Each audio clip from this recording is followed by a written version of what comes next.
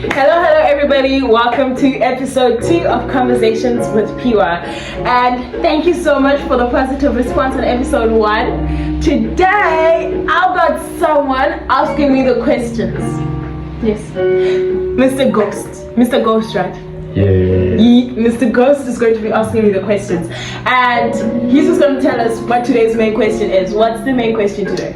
So the purpose of the show is to show that the work that people don't see, the behind the scenes, like the stuff that you go through behind the scenes, the work that you put in that no one gets to see, like all the stuff. So yeah, I'm happy to like go through it. So like we'll see. Yeah.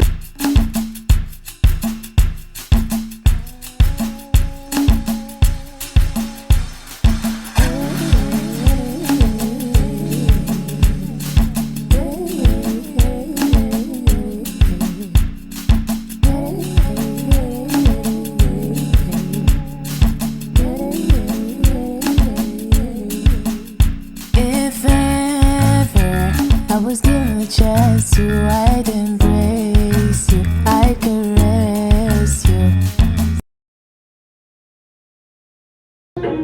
So the song you're listening to is Moonlight and Umbrellas, which was recorded at the Self Seeker Studio at a live performance recording thing that I did in 2024, titled The Unspoken. It's available on all listening platforms. Okay, Mr. Ghost, shoot! Okay, so yeah, ready to start. Yeah, ready, let's go. So tell me, what does a normal day of becoming an artist look like for you? A normal day, like 100% normal. Yeah, just normal day, for you. Okay, so a normal day, man, where I have no bookings and all that. I wake up in the morning and I eat. I eat, and then like it's usually porridge, the one with peanut butter, and I obviously take a bath. And throughout everything that I'm doing, I'm like either listening to music, and while listening to music, I sometimes stop in and I start making my own music. It's like very all over the place, and I write along that, and I go about my chores. It's usually just mellow and like keeping quiet into myself. I also do like some texting. That's a normal day of becoming an artist. It's just literally going through life and letting the ideas flow to me. A day where I have a booking is intense because I have to I barely sleep when I have a booking, because I have to prepare my body and my voice and all that. And I'm considering the outfit, the movements on stage. Like, what if I forget lyrics? My own lyrics, by the way. What if I flop on stage and stuff like that? It's usually intense when I have a booking. Yeah, that's how I can put it. Well, that's nice. So tell me more. Like you said, on a normal day, right? Like I'm more curious on like what part of your craft like takes the most discipline out of you, like throughout the whole day. The one that takes the most discipline. Yeah, what part of your craft takes the most discipline? Like on a normal day or just on a daily basis? I wouldn't be able to answer this smoothly because let me speak. When you say discipline, I think of strictness with a whip and a stick, yabo. That's what I think of. But like I think when it comes to my craft and everything flows to me. I'd say that it's with the acting. When it comes to the acting, because I have to learn my lines. The acting, that one requires discipline. Even the martial arts, because I have to go through the drills and all that. So 52 blocks and acting and dancing are what require the most discipline out of me. Music just flows, but those things. So throughout that part, like what is something that people don't see behind like a performance or behind the acting, like basically behind the discipline behind that? What is it? The mental breakdowns. Can you like tell us more about that? When you do what we do as artists, you're giving out parts of your soul and parts of yourself to people, and sometimes you fear that people won't accept those parts of yourself. So you get clouded by so many thoughts and internal conflict that you're going to have so many crash outs. For me, if I go in confidently, the crash out is coming after. If I go in like sometimes the crash out comes before, and it's like crying, doubting myself and all that, and like I always nitpick on things that I do. I'm always like, I could have done this better, I could have sung that note better, I could have executed it better, and like there's a lot of reassurance that has to come in as well. I know we're not supposed to feed off validation and reassurance, but sometimes it's needed even for myself, you see. Stuff like that. Wow. So in terms of the music stuff, like what happens like before you step on a stage? With music, before I step on a stage, multiple conversations in my head. Multiple. Okay, I'll be drinking water, but then I'll be talking to myself the whole time. I will be zoning out and talking to myself, telling myself that I'm that girl. I'm that girl. You have to hype yourself up, because what we do requires a lot of confidence, and sometimes it's scary. So you just have to, some breathing exercises, some vocal exercises. That's usually what typically happens before I go on the stage for music. Wow, that's nice. So what is something that you struggled with when you started? When I first started music, it was struggling to find some way to make that music. Speaking of which, this song that we're listening to now is called Sing Louder. It's only here on YouTube. I made it on Bandab with my phone, with my friend Brand New Kid. The hardest thing, this was like the second song I ever did. The hardest thing was finding a studio to do it. How to record my vocals, stuff like that. That was the hardest thing, music-wise. And way back when I was in high school, writing the music itself. I once wrote a 4-page song called Rodeo. So nice. Then dancing is also hard for me, because I'm like, to be honest, I don't have the confidence to dance. Growing up, I always used to be told that at parties, this should be me. I should be this girl. Sitting with a cup in hand, don't stand up. So which skill has taken the longest to develop?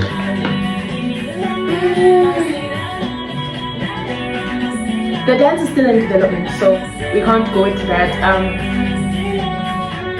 I think performance execution has taken the most practice, because the trick that I've just now developed is, imagine you're singing to your little sister, because she's the one who would like vibe the most to my music. So that skill has been the hardest to execute. And right now I'm at a stage where I'm trying to merge all my skills together and deliver different types of performances. That's why I've taken a step back from performing for a bit, because I want to, I have a vision in my head now. I just haven't figured out how to execute it. Do you get what I'm saying? Yeah. You know, to go back to the second question that I asked, I heard you say sometimes you feel insecure, and before like you go on and perform. So I'm quite curious, like what do you do when you don't feel motivated? Like, can you share more light on that? First thing you do as a human being is cry. Yes, you have to feel. You have to go through the feelings. Cry. I cry when I'm down. Sometimes I don't cry in front of people. Sometimes I like just like calm myself, screaming, like just going like ah. It helps. Then to go at a deeper level, it's journaling and listening to music itself can calm me down, and praying. Praying will, it just blesses it. Wow, that's motivating. And I've heard you talk about the mere fact that you have like multiple disciplines that you are pursuing. So, but currently now, like how has martial arts influenced you on your artistry? Like, In my artistry? Yeah. I think I started doing 52 blocks last year, right? And the first thing I can say is the confidence in myself. The martial arts has taught me to trust myself a bit more, and to feel more confident in my capabilities as a human, because when you're doing it, you have more access to your body in ways that you didn't have before, and you have the ability to protect yourself. And when you have that feeling of safety, when you feel like you are safe with yourself, it kind of goes into your artistry and makes you feel like you can do anything. Also the lessons of inner stillness that I'm taught during 52 blocks with Master O, they just like they help me calm down as an individual. I won't lie, it just goes together so well. And the other thing, learning martial arts is helping me learn how to dance, because I'm learning how to use my body more. You get me? So I'm still trying to find a way to incorporate it all into one. More like concatenating everything. That concatenating.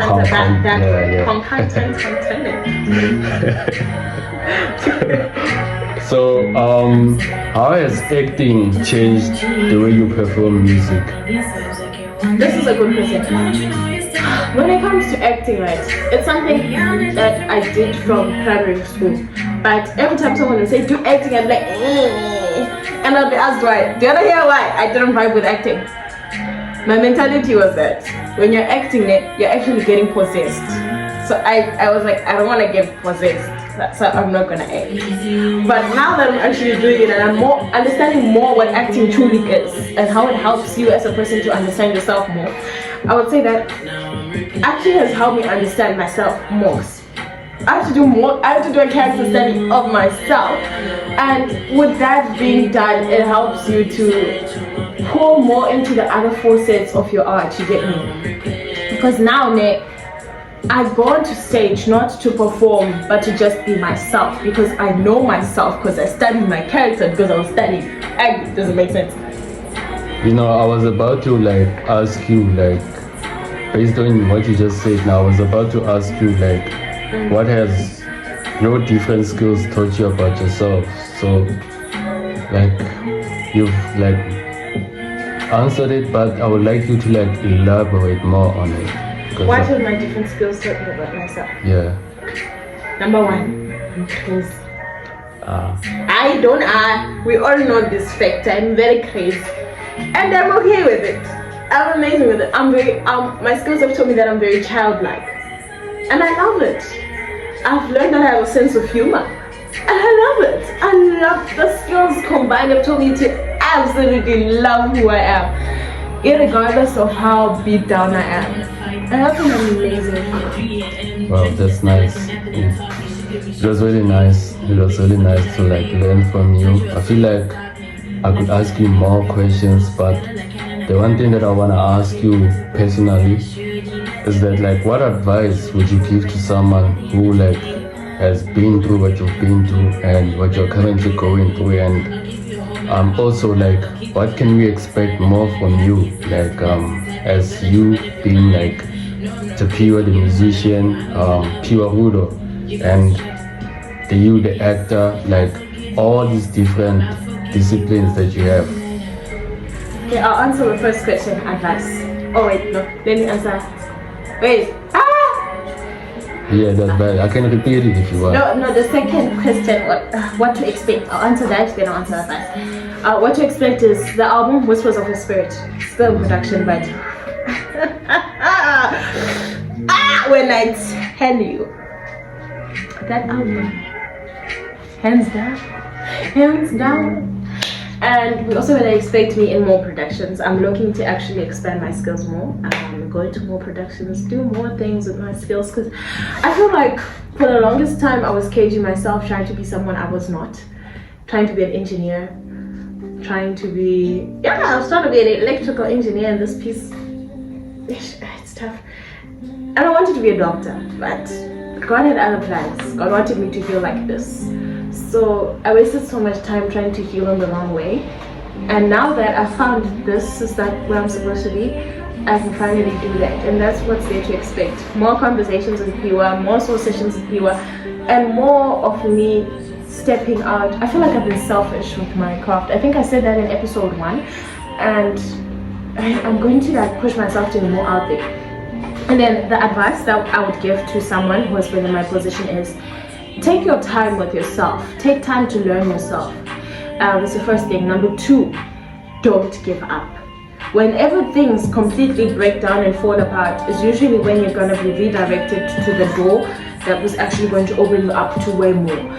And be open to being moved around by life. Be flexible and adaptable. Because if you're sitting in this one position and you're like, I ain't going nowhere, I'm depressed, but I'm here, then you'll never find your purpose in life and what you really want to do. Wow, that's really nice. And to be honest, I have more questions for you, but I feel like we can do this next time with more, you know. Episode 3.